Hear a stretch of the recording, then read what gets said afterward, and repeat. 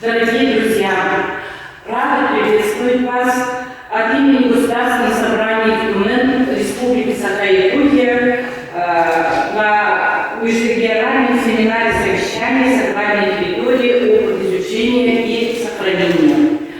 Сегодня в этом зале я вижу по составу, что собрались не только представители научной общественности и общественных образовательных организаций, но и общественных организаций нашей республики.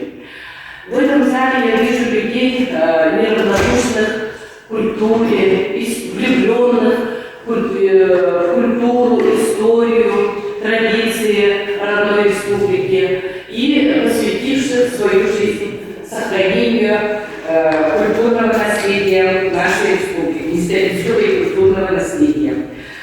И сакральные места, священные природные места – это значимая часть культуры многих народов нашей страны. И многие священные места являют пример гармонии человека и природы, когда именно охрана культурных мест с древних времен способствовала сохранению и сохранению природных достопримечательностей. И некоторые природные святилища России, известные с глубокой древности, когда люди верили, что эти места населены различными плодами и духами, и что именно здесь можно заручиться поддержкой свыше. Некоторые из них не утратили свое культовое назначение и в наши дни. Таких мест сохранилось не так уж много. У нас зафиксировано на сегодня 18, да, Николай Афанасьевич? И их полным правом можно назвать действительно сакральными местами. И культурного наследия народов России, субъектов Российской Федерации и в целом на федеральном уровне должны быть приняты дополнительные меры, направленные на сохранение сакральных мест. И должны быть созданы законодательные условия для их сохранения, охраны и сохранения.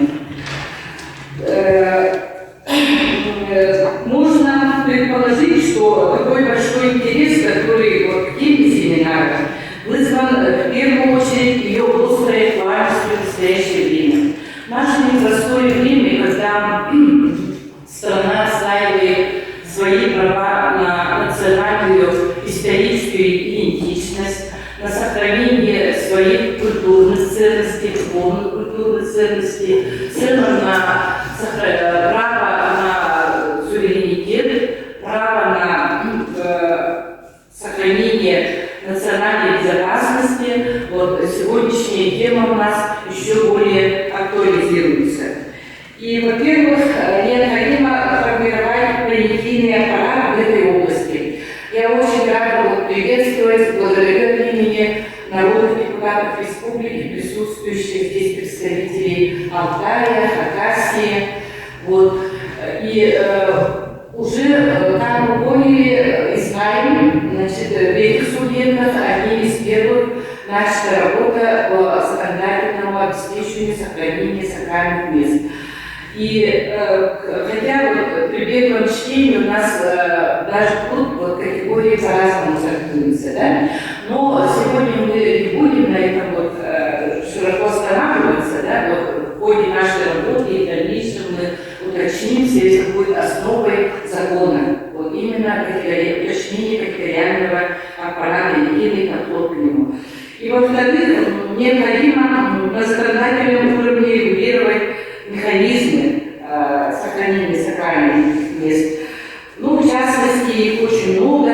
Передача полномочий с федерального уровня на субъектовый уровень, выдачи лицензирования, и так далее, решение налоговых вопросов и так далее, связанных с владением землей, вопросов владения и так далее, и так далее. Сегодня мы их услышим и возьмем на карандаш, чтобы затем примем своих субъектов по возможности, инициируем федеральный закон в будущем. Далее, в-третьих, особенно это актуально в нашей республике, на мой взгляд, по двум важным причинам. Первое – это об этом и ученые наши говорили, начиная вот с Екатерины Николаевны, да, и других, да. Вот.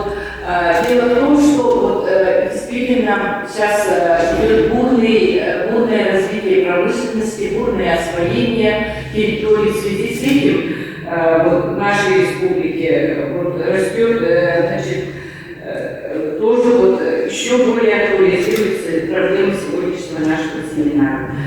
Во-вторых, растет туристическая и инвестиционная привлекательность республики.